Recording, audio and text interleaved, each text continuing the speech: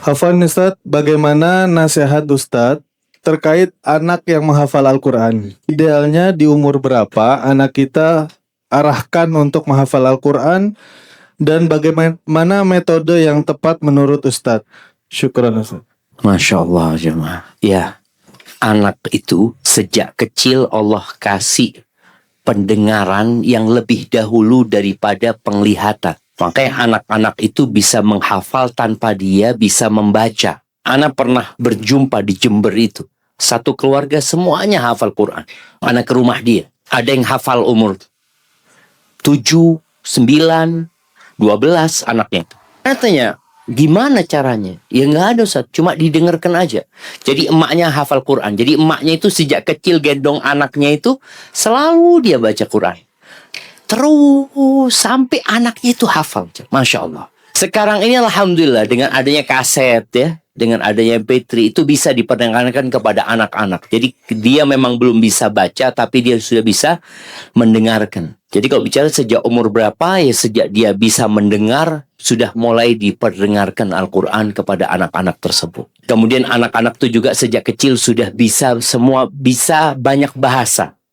Dia bisa menerima.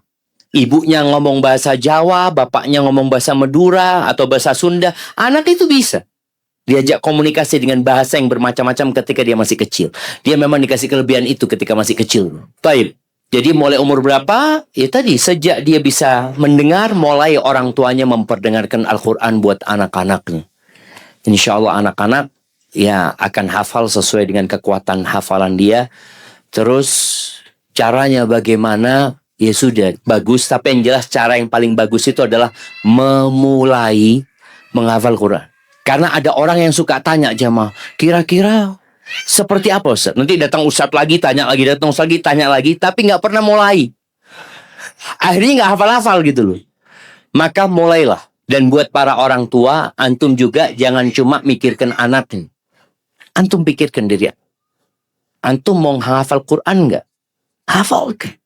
Jadi terus menghafalkan walaupun mati belum hafal. Tapi antum terus menghafalkan. Paling enggak 1 tahun 1 surat. Jadi insya Allah dapatlah hafalan itu Quran. Anaknya hafal, orang tuanya hafal. Insya Allah jadi ahlullah wa khasatu jadi keluarga Allah dan orang-orang khususnya Allah ya. Barakallahu fikum. Mungkin seperti itu. Ustadz, izin bertanya Ustadz. Ana seorang akhwat yang sudah berkeluarga. Orang tua Ana mempunyai komunikasi yang qadarullah tidak baik. Saat orang tua Ana mempunyai masalah yang tidak bisa dibicarakan berdua, selalu salah satunya cerita dengan Ana sesuai versi mereka masing-masing. Bagaimana nasihat Ustadz untuk Ana selaku anak dalam menghadapi masalah tersebut? Syukran Ustadz. Jadi komunikasi antara bapak sama ibunya yang kurang baik. Betul Ustadz. Masya Allah jemaah. Ya, berbahagialah dan bersyukurlah anak-anak yang punya orang tua yang baik-baik. Dan bersabarlah orang yang mungkin punya orang tua. Ada yang zalim orang tuanya. Ada yang suka ribut di rumahnya. Ada yang suka berantem di rumahnya. Nah, sekarang dilihat bagaimana kalau kondisi orang tua ini komunikasinya buruk. Alhamdulillah, mereka masih utuh. Karena biasanya kalau komunikasi buruk itu awal dari keretakan rumah tangga. Tapi ini komunikasinya buruk, tetap mereka mempertahankan rumah tangga. Sang anak jadilah pengantar pos kebaikan. Ketika dia mendengar dari ayahnya, dia mendengar dari ibunya, maka dia datang kepada ayahnya. Bukan mindah omongan ibunya. Dia datang ke ibunya bukan memindah omongan bapaknya. Tapi bagaimana dia berusaha untuk menjalin cinta dan kasih sayang di antara kedua orang tuanya. Sampaikan, karena di antara bohong yang diperbolehkan itu adalah bohong dalam rangka memperbaiki hubungan antara dua orang yang sedang buruk hubungannya. Maka sang anak datang, alhamdulillah orang tuanya percaya sama anaknya. Maka jadilah engkau perekat kebaikan dan selalu berusaha mendinginkan pihak ayah, mendinginkan pihak ibu. Sampaikan kepada ayah, ya ayah mungkin ibu sedang capek ayah, ibu melakukan itu. Sampaikan kepada ibu, ya ibu mungkin ayah ya lupa ini dan itu, berbagai macam kebaikan-kebaikan yang kita sampaikan di antara keduanya dengan harapan cinta dan kasih sayang itu tumbuh kembali.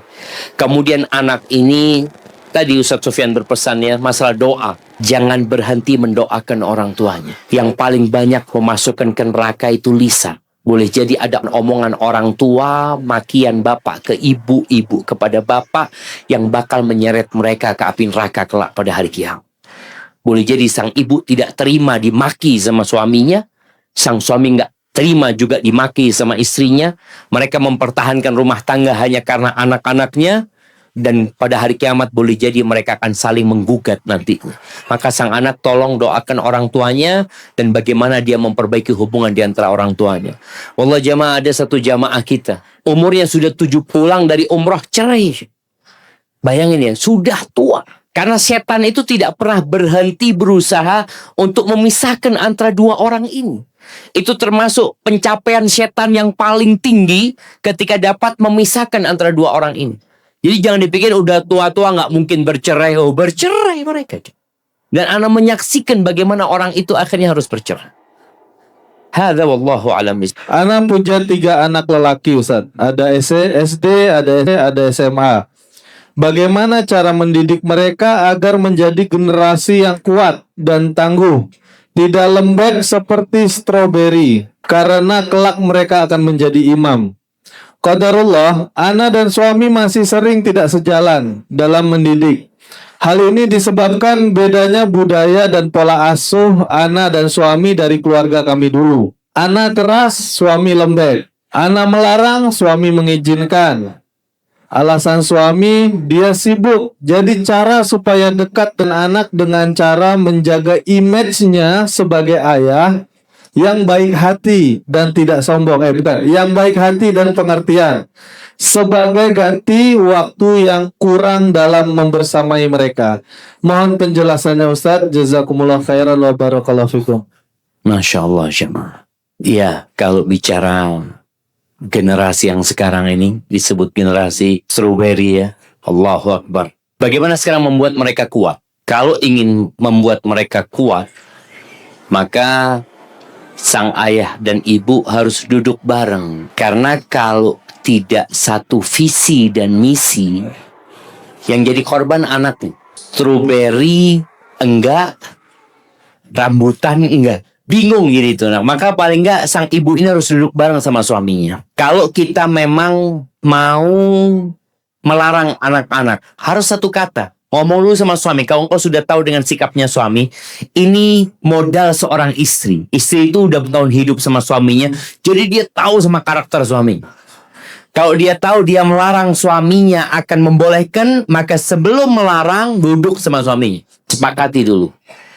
Gimana mas? Bang, kayaknya ini nggak bagus buat. Karena ada orang yang melarang tanpa alasan, yang menyebabkan anak-anak itu mencari alasan agar yang dilarang boleh dilakukan. Dengan cara minta izin sama orang tuanya. Maka hendaklah duduk bareng sama suami. Hal-hal tadi yang memang mau dilarang buat anaknya, maka hendaklah disepakati dulu. Kalau bicara yang satu lembut, perlu yang satu keras, yang satu lembut. Jadi ayah anak kalau dipukul sama ayah anak itu di kamar dikunci.